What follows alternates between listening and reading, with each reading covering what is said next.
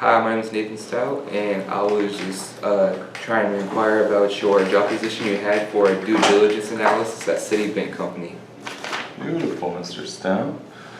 Alright, let me start off by asking you, what kind of experience do you have in this field? Well, when I was growing up, I would always observe my mom, who was an accountant at the time, when she was recording her analysis for her clientele.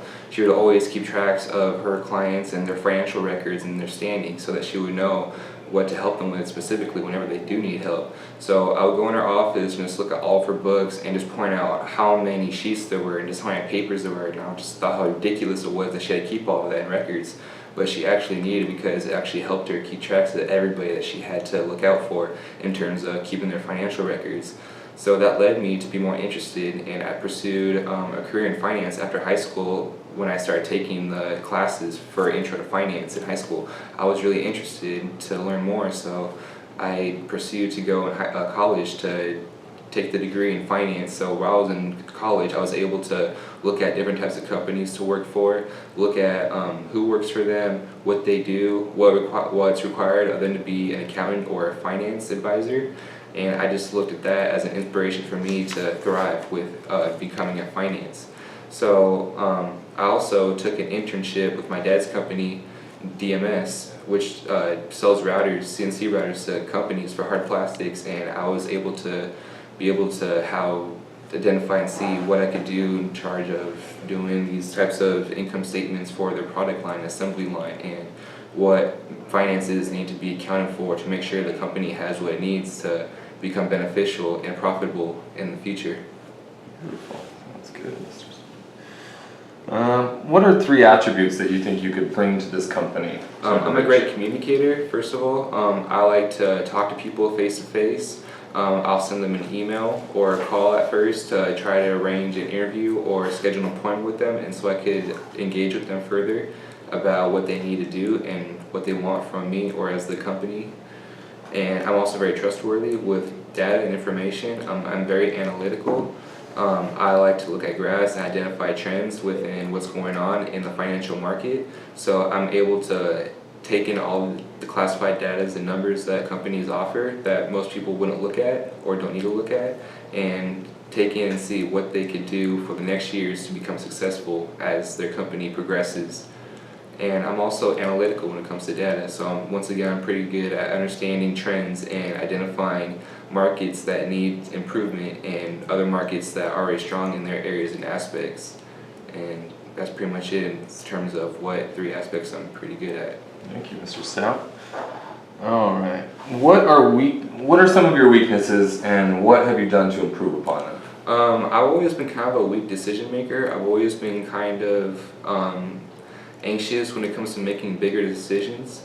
I kind of just hesitate and look towards my peers to see like how they can influence my decision. I look at the alternatives and think of like what happens if I make this decision, or what happens if I go with that decision. So I always like try to exaggerate when it comes to making decisions and trying to think about for myself on how I could make the best decision that I could possibly make without having to like suffer any consequences. But sometimes that could be troublesome because I might take too long to make a decision and the deadline might come too quick. For example, when I applied for my degree, it took me like at least 3 years to know what I want to do, and by the time I was trying to pursue my degree, I still didn't know what I wanted to do, so I kind of just hesitated and thought about in 30 seconds of what I want to do, because I wanted to be an accountant at first, but then it all landed in finance about a minute after I decided to be an accountant, because I'm not a good decision maker. I'm not good at making like final decisions without any help. And I'm also kind of shy as well. Like I like to work more independently than dependently, so that kind of leads me to be more of an introvert, unfortunately. But that's primarily because I grew up an only child without any brothers or sisters, so I was kind of unable to like interact with people growing up other than my close family, mom and dad and grandma and people like that. So I never really had anybody else to like talk to, so that kind of made me just go on my own for a little bit. Gotcha. All right. How about you give me an example of an appropriate time to delegate tasks and an inappropriate time to delegate tasks? An appropriate time to delegate when there is more than one solution. Let's say that maybe you're trying to think of just one possible way to do something when there could be other ways of doing it, more say, and then you hire maybe another person or more people to think of all these different options that you probably would never thought about, and so you be good to have other people work for that position because it provides like teamwork and get influences from everybody to make one decision. That could be great in terms of general and a broad answer. And it's also good to delegate if there's a specific skill that an employee needs to learn so they can work on it. It'll provide them with good responsibilities of what they need to do if they were to go on their own in the future and do something. So I think that it'd be very beneficial for them to learn when they're on the site where they might need to know that particular skill that I already know. So it'd be good to have them do it while I'm observing and make sure they're doing everything correctly. And then another good time to delegate would be if the task is not in my personal job description. Say that like if I'm doing something and it requires a skill set B when I only have skill set A, and the person that I'm hiring has skill set B, they'd be better off at that job because he'd know and have more knowledge of that occupation than I would do. So it'd be better to have him delegated to work for that than me. And then in regards to not having to delegate, was when the task has to be done a certain way. So if I already know how to do a task and I already know it has to be like perfect, it's better off for me to just do it than have to rely on somebody else to start doing it for me because they could screw up or like cause trouble in the future. And then when the task takes a long time to explain, then to complete, that's also when it's a good time to kind of just not delegate because in that time you could be explaining, you could be doing. So for me, it's better off to just get it done than having to explain it and make sure everybody's clear with the instructions before finally going to complete the task. That's a sign.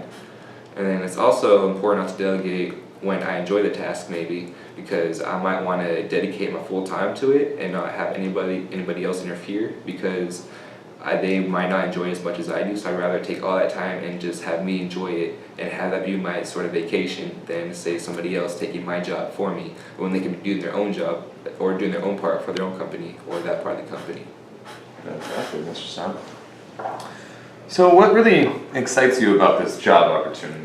To have the opportunity to work with hedge funds and to report to a larger company than I was used to working for. So previously I was working for a smaller company and they were like able to like cross-train and stuff to all these different occupations because of how small it was, because it only had about 10 people. However, if I were to work for this bigger company, it'd be better off just working for my own section and worry about my own section rather than have to like cross-train and work in other departments. So I think it'd be way easier and a lot less work for me if I were to just focus all my knowledge on one aspect of the part rather than having to like report to all different types of tasks. So my responsibilities could be very clear and straightforward. And it's also makes me very exciting to work with the new people I'll be having the ability to be around because I know that people in this company are very knowledgeable about the finance industry. So it's very good to have these sort of connections that can help me benefit my own personal finances and maybe my own future career later on in the future. So what would you say is your greatest achievement? Well, my greatest achievement for me personally, there's two things. The first thing would be getting my Eagle Scout. And for me to pursue my Eagle Scout, I started when I was 6 years old. And growing up, I had my dad's help with me to complete all these different sorts of tasks that she had to do to be an Eagle, such as like going to a certain amount of campouts or completing a certain amount of community service hours. And I had to do all this pretty much by myself, along with having to go to summer camps and completing 30 to 40 merit badges, and these merit badges can be very tough in regards to like shotgun shooting or personal finances. So stuff like personal finances, merit badges like those have led me to want to do the career I want to do today because personal finance has led me to explore broader terms of finance and my own finances and budget plans on what I could do to control my spending. So I thought it was great for me to know my own finances and for me to know exactly how to do things correctly than to learn the hard way, that's to say. And also my other noticeable achievement was probably graduation, because graduation to me was one of the most dream come true moments ever, because when I was in that cap and gown, it just felt like I put everything all on my back, and everything happened for a reason. All the years of schooling all just came together and just gave me my diploma. So I felt like that was just a huge accomplishment for me personally that would also set me up for the future of careers. Fantastic. So tell me about a time that you were at work and that you faced a challenge and you overcame it. Time when I faced work was when we're having long ticket times, because I work at a restaurant and my restaurant's fairly busy because we work at a restaurant where it's the only restaurant in the area. So a lot of people like to flock to that restaurant because they don't want to go to like outer parts of the city to go to other places out their time pretty much. So because of how busy it is, it gets pretty stressful, and there's like a lot of tickets that come out of the ticket machine. So when you're completing like food orders, there may be like 10 or 15 tickets at once that we have to do with only 2 or 3 people on the line. So sometimes like the cooks could break down on the line or have like anxiety attacks, so they might need to go outside, have a moment, or you might need to encourage them to keep working to be the best worker they could be. So I say that like encouragement is definitely like a huge skill that I had to do when I was struggling in my job, was just trying to thrive to keep doing what I had to do in order to keep somebody else staying on task, pretty much. Fantastic, Mr. John. Thank you. What would you say is the most important tool to utilize in a work environment? I'd say one of the most important tools by far is having a great work ethic. Great work ethic comes with having strong motivational power and great knowledge, and having those aspects can make you the best possible worker you could possibly be in any workplace at all, no matter like what it could possibly be. So if you have like great work ethic to compare to a person who didn't have good work ethic, they may achieve more and want to work more towards a higher pay or a higher degree of the circumstances where you're working for in the business, so they can achieve the highest pay they could possibly receive. So they may be driven towards motivational aspects such as money or purchases that they want to accomplish, so they may work to persevere to accomplish what they personally feel that they need to do. And somebody with low work ethic may just believe that they're just lazy or not want to do something, and that's like kind of not what any work wants. So they want a person that has a great work ethic or not work ethic at all. So pretty much when you're hiring, it's always good to have a strong work ethic and have knowledgeable power at your position that you're applying for. Fantastic, thanks for sharing that. So what made you interested in Citigroup? Citigroup to me has been a very powerful company. Looking at all the other companies, I feel like Citigroup has provided a much better customer service clientele, and they're much more customer based. So like let's say Wells Fargo, they have some issues regarding their trustworthiness because they've let some numbers go and release like unwillingly by their customers, and they've gotten some like large complaints from that. So I like Citi because they have been noted to be like the highest, like best kept, like secret organization pretty much in regards to these finances, and they don't tell anybody else about what you have or what you're doing. So they're really good at like saving your money and making sure that like you're in a good financial position. They'll let you know exactly if you need to save or you need to budget better or whatever you need to do. And if there's any issues, they'll always have like a representative to talk to you, so you're always there whenever you need help. So online on Citibank, they actually have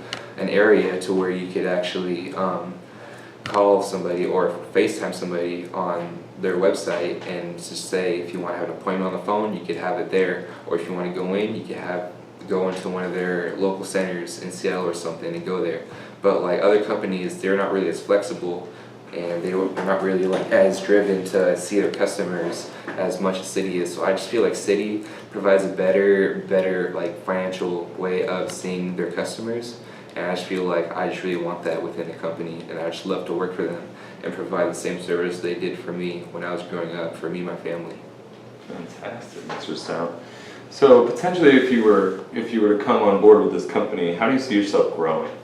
I see myself being the best at what I do, and I want to work somewhere that will have opportunities for me to develop my own personal skills and take on interesting projects and work with people that I can learn from.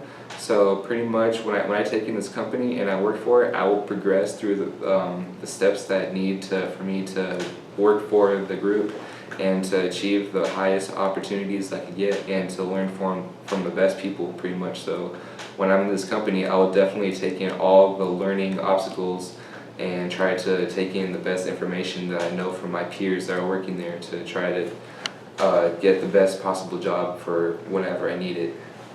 Fantastic, Mr. Stone. All right, do you have any questions for me or anything I can answer for you? What made you want to pursue your job as for Citibank as a hiring manager? I was gonna say, I really got started in human resources here at Citigroup, and for many of the same reasons that you listed before. I feel like the organization itself is very trustworthy. I feel like it's an organization that has a lot of room for growth, and I still do to this day.